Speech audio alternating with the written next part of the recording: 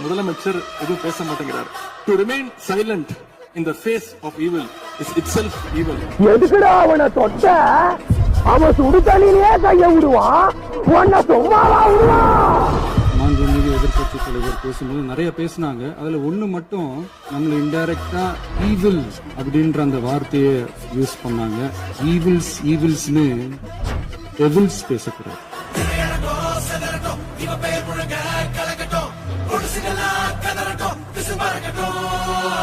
கடந்த 4 நாட்களாக திராவிட முன்னேற்ற கழகம் முதலமைச்சர் ஏன் பேசலன்னு சொல்லிட்டே இருந்தாங்க.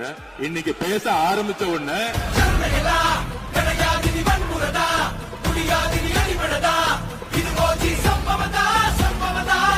இப்பவும் சொல்றேன், மக்கள் பணத்துல இருந்து ஒரு பைசா கூட தொடமாட்டோம், தொடவும் விடமாட்டோம், தொட்டா விடமாட்டோம், இதுக்கு முன்னாடி தொட்டவங்களையும் விடமாட்டோம்.